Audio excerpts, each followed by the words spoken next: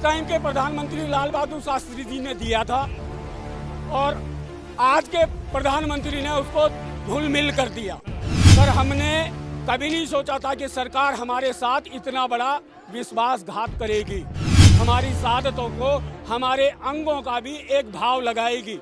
अब क्या हम बॉर्डर से पूछ के फोन करके पूछेंगे कि भैया ये वाली परिस्थिति है और ये नुकसान हो सकता है, बताओ आगे कोई काम करूं या ना करूं।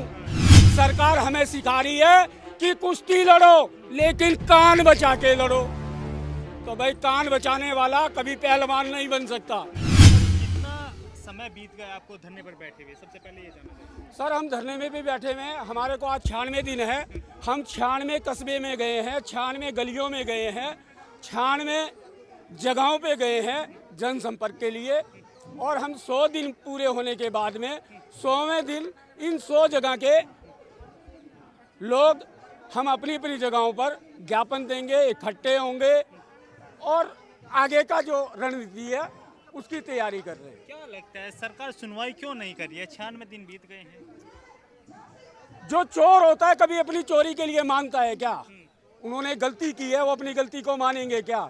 गलती तो उनसे मनवानी पड़ेगी। कौन है चोर, किसने गलती की है? इस देश के जनरल ने चोरी की है, इस देश के डिफेंस मिनिस्टर ने की है, इस देश के प्रधानमंत्री ने की है। जनरल वही जनरल जो आपके अधिकारी हैं, उन्हीं की आप बात कर रहे हैं? और कौन है?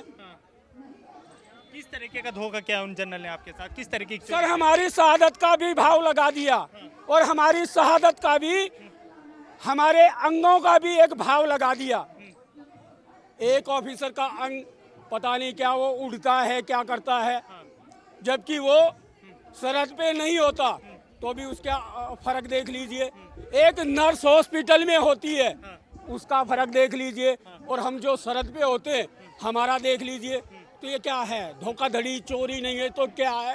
अच्छा आप ये बताइए, आज एक नारा उठाता मतलब पुराने समय में जय जवान जय किसान, क्या आज वो नारा आज वाकई में बुलंद है या नहीं है?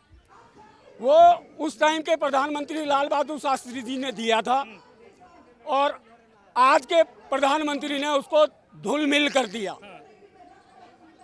उसको ऊपर लीपा पोती कर दी। आज तो सबसे ज्यादा सर्वासर्वी है तो इस देश की भारतीय जनता पार्टी है, जनरल वीके सिंह है, डिफेंस मिनिस्टर है, प्रधानमंत्री है या जनरल सतवीर है। इनको कर दिया। जो पूर्व सैनिक है इनको अपनी आवाज बुलंद करने में इतनी देरी क्यों लग गई आखिर? सर हमने कभी नहीं सोचा था कि सरकार हमारे साथ इतना बड़ा विश्वासघात करेगी, हमारी शहादतों को, हमारे अंगों का भी एक भाव लगाएगी।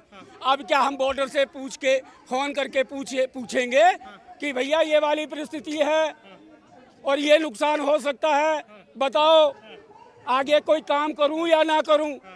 कहने का मतलब सरकार हमें सिखा रही है कि कुश्ती लड़ो लेकिन कान बचा के लड़ो।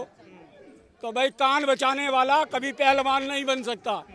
इसलिए गवर्नमेंट की ये कमियां सरहद की सुरक्षा से लेकर आंतरिक सुरक्षा तक पे ये सी विसंगतियां फर्क डालेगी। आज जब मोदी जी आपके बीच फोटो खिंचवाने जाते हैं, आज आप उन्हीं के क्षेत्र में धरने पर बैठे हैं, 96 दिन बीत गए, लेकिन वो आपके बीच क्यों नहीं आ रहे हैं आखिर? उन्होंने तो हमारी पीठ के पीछे छुरा घोंप दिया, क्या सामने आएंगे? हम दिल्ली में जंतर मंतर 2-3 किलोमीटर के डिस्टेंस पे बैठे हुए, मैसेज ही भेज दिया होता कि मैं आपके ज्ञापन मिल गया है और ज्ञापन पे इतने दिन में काम कर दूंगा।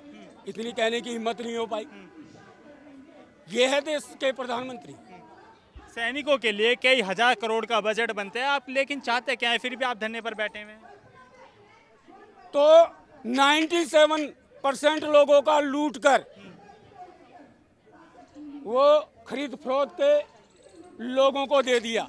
अफसरशाहों को 3% जो सरहद से लाखों कोसों दूर होते हैं उनको दे दिया और उनको यही पता ही नहीं हुआ। 97% का लूट कर 3% को दे दिया। जो आपको चार्ट में जो अधिकारी है उन्हें 97% मिलेगा और जो सैनिक है उन्हें 3% जो सरहदों पर लग रहा है। इस देश का प्रधानमंत्री, डिफेंस मिनिस्टर या राष्ट्रपति हो, कोई भी हो, यहाँ के अफसरशाह से डरता है जो इस कार्रवाई के अंदर नजर आता है। अफसरशाह से इस देश का प्रधानमंत्री, रक्षा मंत्री डरता है, जो इन विसंतियों के अंदर नजर आता है। तो ये बताइए, 100 दिन बीत गए हैं, ऐसे सालों बीत जाएंगे, लेकिन सुनवाई नहीं होगी। डेली आप आते हैं, 150 लोग इकट्ठा होकर धरना देकर चले जाते हैं। भैया आप लगता है ऐसे सुनवाई भैया किस तरीके से? हम सैनिक हैं और हम सैनिक अपनी लड़ाई जीतना जानते हैं और हम अपनी मांगों को मनवा कर ही कैसे आप जाएंगे। जीतना चाहेंगे, कैसे मनवाना चाहेंगे? 96 दिन बीत गए हैं, 3 महीने से ज्यादा का इस समय देश बीत रहा है। के संविधान को न मानने वाले लोगों को हाँ, हम सबक सिखाएंगे हाँ, और हमारा अधिकार लेकर रहेंगे। कब सिखाने जा रहे हैं सब? सीख जाएंगे, आ रहा है समय, आ रहा है समय। धीरे धीरे हमारा जनसंपर्क बढ़ रहा है, देश देख रहा है, देश सुन रहा है। 100 दिन होने जा रहे हैं, 100 दिन ने आपकी जिक्र किया था, 100 दिन होने पे आप क्या करने जा रहे हैं? सर 100 दिन होने जा रहे हैं, हमने कहा कि हम 100 दिन में 100 कस्बों में 100 गलियों में लोगों से जनसंपर्क किया है, जिसका हमारे एक दिन आपको यहाँ पर दिखेगा। बड़ा रूप लेगा आपका यह आंदोलन? बड़ा, बहुत बड़ा रूप लेगा। कितने लोगों को आने की संभावना है 100 दिन पूरे होने पर? 100 दिन के बाद में अभी हमारा इस देश के एक एक गली, एक एक कस्बे, एक एक जिले और एक एक स्टेट, हर जगह पर हमारा परिवार है। और हम 28 लाख नहीं है, हम कम से कम भी 5 करोड़ सैनिकों का परिवार है। मिलने में समय लगेगा। अच्छा ये बताइए, आपकी तरफ से समय समय पर सरकार को खूब सारी चिट्ठियां लिखी गई है ना, डेलीगेशन मिलने गए, लेकिन उधर से कोई जवाब नहीं आ रहा है सरकार का। उस बारे में आप क्या कहना चाहेंगे?